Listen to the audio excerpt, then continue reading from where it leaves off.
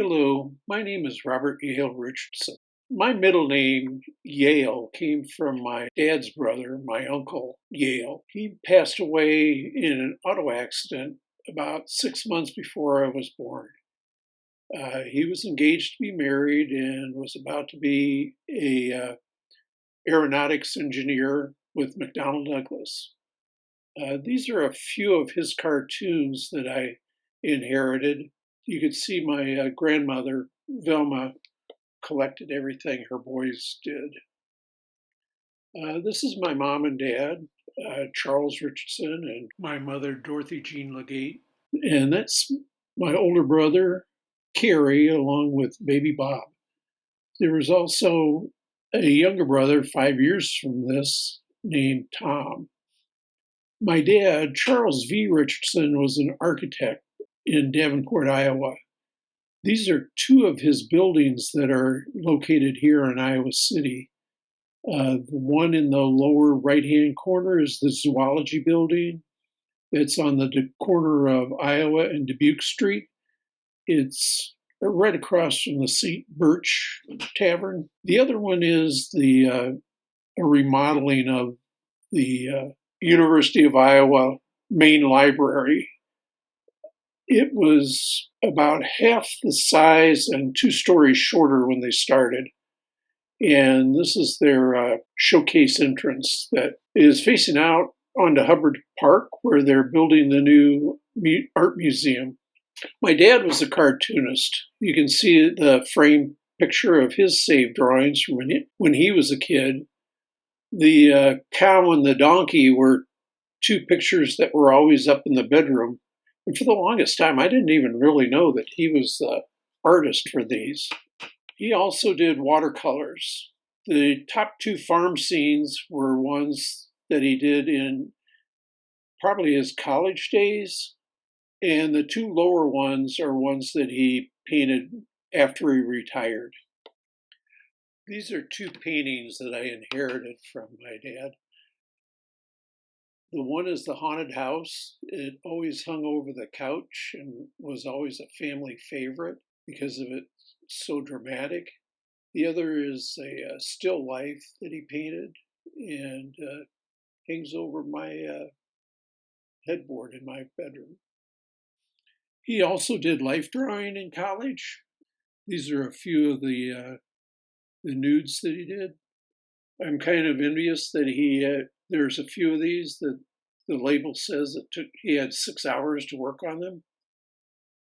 Most of mine are 20-minute sketches to maybe 3 hours at the most. My mother, when I was in high school, started taking ceramics down at the Davenport Putnam Museum from Carl Christensen.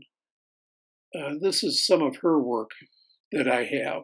This is my collection of Carl Christensen pots. I started taking pottery classes from him at the Putnam Museum when I was in high school. And then when I was in art school, spent a lot of time at the University of Iowa ceramics department, studying under Chuck Hines and Bunny McBride. These are a few of my pots that I still have from those days. The one in the upper right-hand corner is actually my wife's funeral urn.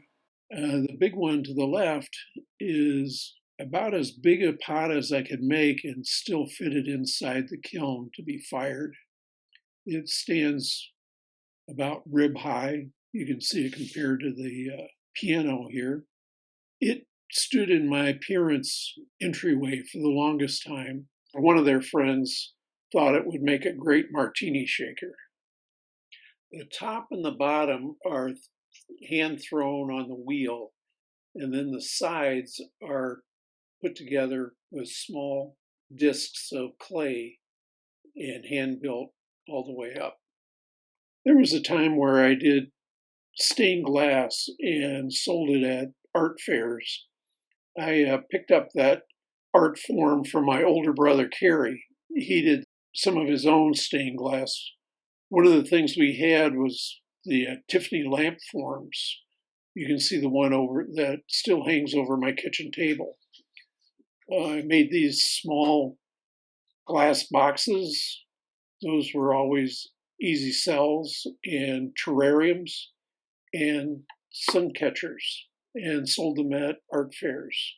Let's rewind to my first job in the printing industry between my freshman and sophomore years in college. I got a job when my sister-in-law bought the Port Byron Globe in Port Byron, Illinois, just outside of the Quad Cities. I was doing typesetting and ad design for a weekly small town newspaper. The front page farm scene illustration is one of my pen and ink drawings. When I went back to school in the fall, I did this cover art for the Light Eater. It was a literary magazine for the University of Iowa. I can truly say that I started my printing career in the lead type era.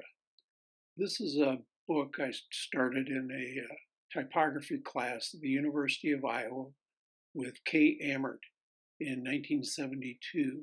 The goal was to do a whole book by the end of the semester, but I only ended up with a few pages.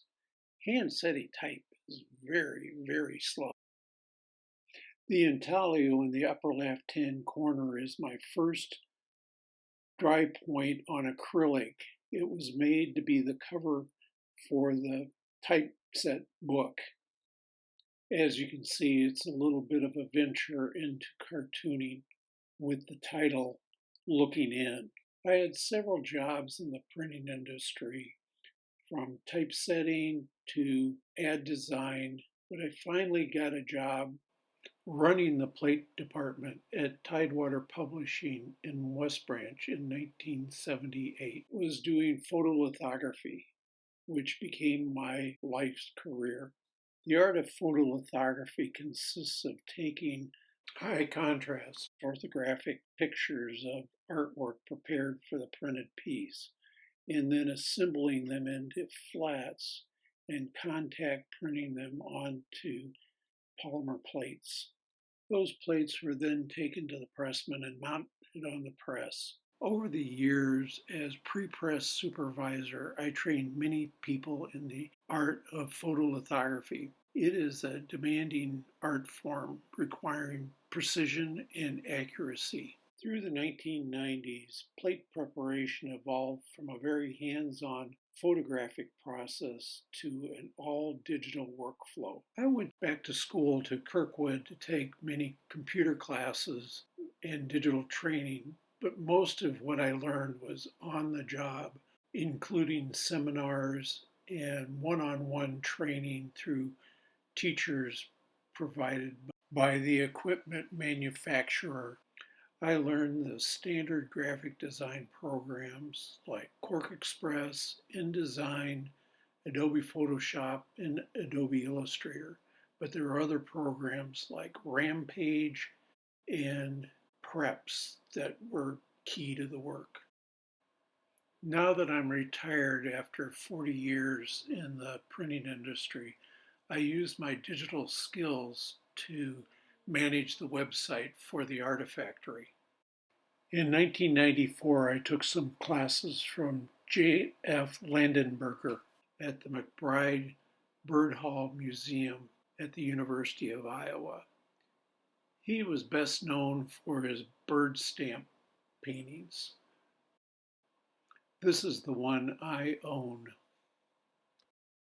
The class primarily consisted of drawing from the taxidermy birds.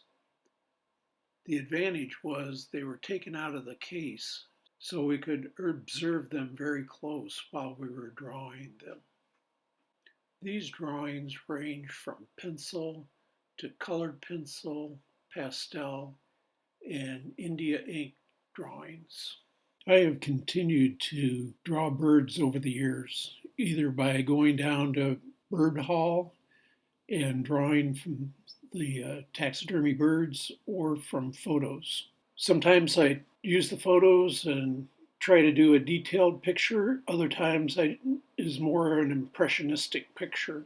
In 2001, I painted this one from a photo. It's called Old World Sparrows. I entered it into the Iowa Artist Contest and received a first place in the regional show. And then from the regional show, it was entered into the statewide show, and it won the Doris Franzen Prize, which I'm very proud of. It is now on tour around the state with the Iowa Artists Group and should be able to pick it up in the first part of March. In 1996, I started sending a few cartoons into the Press Citizen. The first one they published was on February 12, 1996. It's called The Capitalist Tool. Apparently, I had something about Steve Forbes and his flat tax at the time. I drew cartoons kind of as a way to make a comment on the news. I listen to the news on NPR all the time and end up having a few opinions. In 2004, I sent in a few more cartoons, and the editor at the time, Chuck Baldwin, asked me to contribute a weekly cartoon. I used the pen name Rytunes. This cartoon was about an exclusive political event that was at the Hamburg Inn, and just made a little bit of fun of it. The clipping is on display at the restaurant, last I knew. Some cartoons may take a phrase out of the news and expand on it, like radical militant librarian, said by an FBI agent. This is a favorite of some of my librarian friends. Other times I like to make fun of the rainforest project that was planned in Coralville. In all, I contributed 77 cartoons from 2004 to 2006. During this time, I was asked by Travis May of the Coralville Rec Department to teach a class called Cartooning for Beginners. It was a class for kids 8 to 14. This is one of our projects that we did at the end was to do an animated flip book of their little characters. The classes were held once a year for 7 weeks and an hour per night, and I offered these up until the beginning of COVID. All along, I have painted watercolors. It's something my dad did, and I simply enjoy doing them. It's a medium that I've learned to control. I painted the cabin fever from, it's kind of an impressionistic take on a photo I took at sunset of a cabin. It was in the Region 8 Iowa Artists competition, and it received a second place ribbon. The last piece of the pie is a painting I did from the last piece of lemon meringue pie I had. My mother always used to make lemon meringue pie for my birthday, and I really loved it. And then my wife started doing it for me after we were married. My wife passed away in 2013, and this pie happened to be from Midtown Restaurant. It was a good pie, but it didn't come anywhere near matching either my mother or my wife's pie. The painting won the Best in Show prize at Chait Galleries for a Benjamin's Banquet show. Along the way, I started taking an interest in plein air painting. My friends Beppy Weiss and Loretta Kelly introduced me to the Katiri's Fresh Paint out in the Amana colonies, usually held the weekend of Labor Day. This one I painted in 2021 and received a honorable mention in their show. The story behind it is I'm standing on a train trestle over the Amana Mill stream to paint this. And along the way, a train came, which passed way too close to where I was painting, and the breeze from the train knocked over my easel and lost a few pieces of art supplies into the mill stream because of that. I met Phil Dorothy at a grief group around 2015. His wife passed away about a year after my wife did. And he had invited me to join his drawing groups that were held on Thursday nights. I learned a lot from Phil Dorothy. He recently passed away, but I'm grateful that he was a friend of mine over the years. Some have said my life drawings aren't as good as Phil Dorothy's. Maybe that's true, maybe that's not. I feel I just have a different style of drawing. For me personally, drawing is a meditation.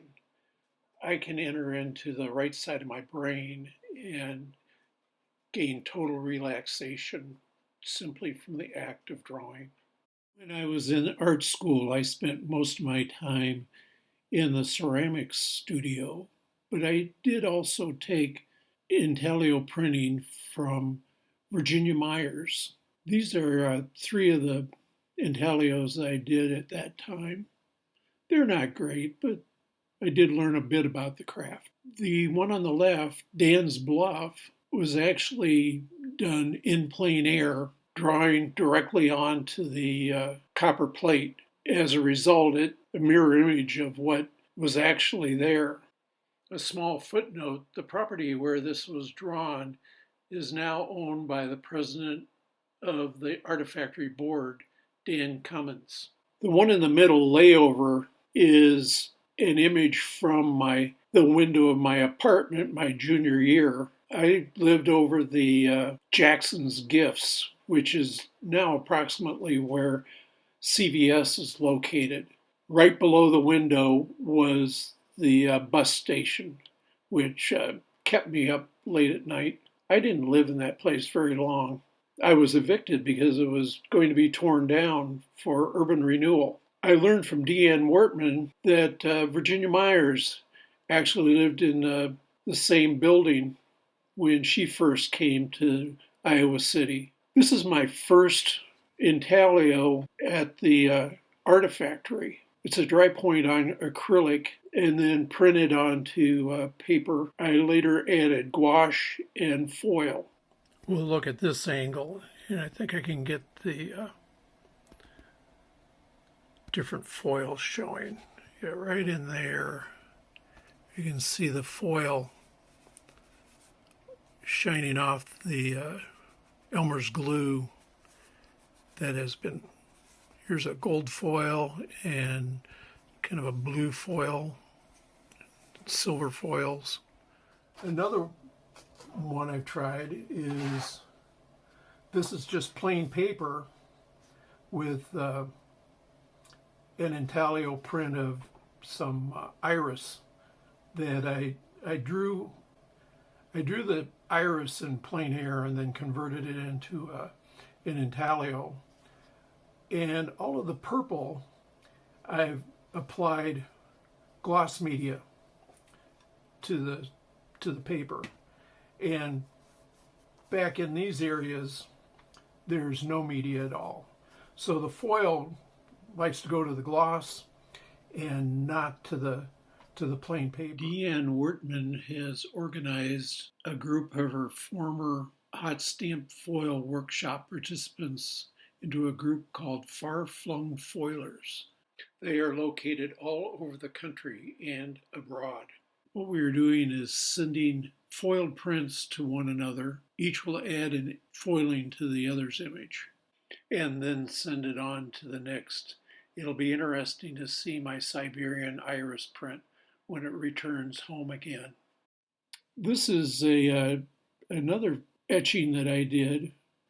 I'm not going to bore you with the details, but I've used my digital skills to take my 1994 pencil drawing on the left and digitally created the acrylic intaglio plate. I have added carborundum gel to darken up some of the areas, but a lot of the fine lines are from the digital transfer. Finally, I added a foil and gouache to the print on the right.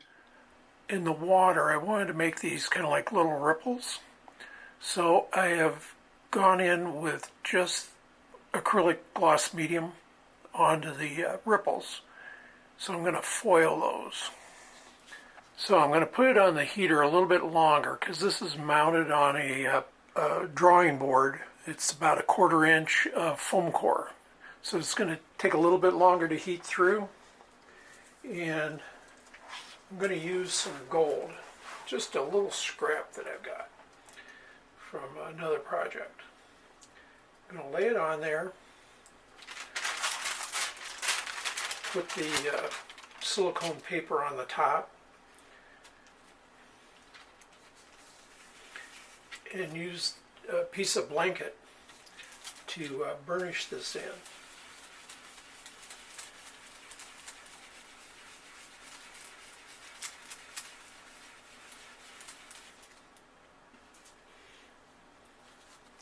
If it's a little hot, use these as hot pads too.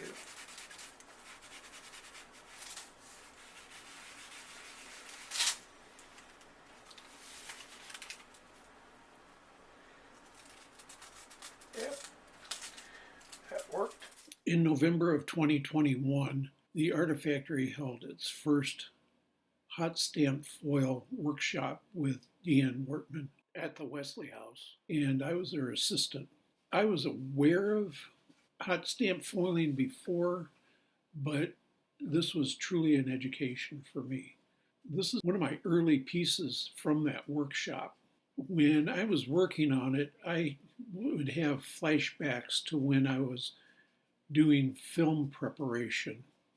Many of the techniques of stencil making relate very closely to techniques that I employed back in film preparation days for photolithography. This image started as a watercolor of the larger oak leaves.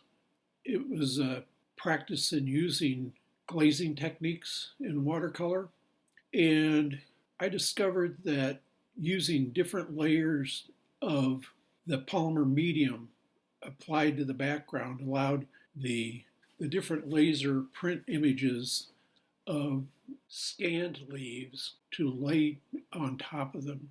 This is another hot stamp foil that I created later on. It is a series of foils pulled from laser print images and then applied to the paper and creating the layering. The leaves in this are leftover foils from the previous picture called Autumn Glaze. And then the image of the blue heron down in the lower right-hand corner is actually an inkjet image of a photo. Question had come up in one of the workshops if inkjet images could be used in foiling. And yes, they can be, but it's different from the laser print images. The laser print images actually adhere to the foil and create patterns like the leaf patterns in the foreground here, where the inkjet images have to be foiled over and do not pull the image, but they can be introduced into the frame. This is an acrylic painting that I started when I volunteered at the Oakdale prison with my friend Mary Moy Rowley. So I can say that started this piece in jail. Luckily, they let me out every night when I volunteered. I discovered in this that different types of medium take the foil differently. You can see at this angle where the foil adhered to the different media in different ways. This section accepted the foil.